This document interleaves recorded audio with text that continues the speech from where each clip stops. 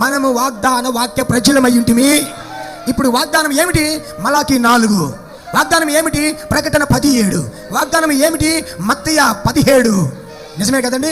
లూకా 17:30. ఇది వాగ్దానము. ఈ వాగ్దాన వాక్యము మన దినాలకు బయలుపరచబడింది, మన దినాలకి అది వ్యక్తమైంది. ఇప్పుడు ఈ వాగ్దాన వాక్యము మనం లోపలికి చేర్చుకున్నాం. ఇప్పుడు వాగ్దాన వాక్యం ఎక్కడుంది? మన లోపల ఉన్నది. రోమపత్రికలో దేవుడు రాశాడు, వాక్యము నీ నోటిలో ఉన్నది, వాక్యము నీ హృదయంలో ఉన్నది అని. మనము వాక్యాన్ని మోస్తూ ఉన్నాము, మనము వాక్యాన్ని మోస్తూ ఉన్నాము. నీవు నీతీకరణ గురించి చెప్తే ఆ నీతీకరణ వాక్యం నీలో నువ్వు మోస్తూ ఉన్నావు. నీవు శుద్ధీకరణ గురించి చెప్తే ఆ శుద్ధీకరణ మాట నువ్వు మోస్తూ ఉన్నావు.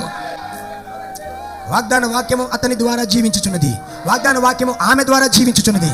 నేను ఒక విషయం చెప్తున్నా, వాక్యము సజీవమైంది, వాక్యము నడిపించగలిగింది.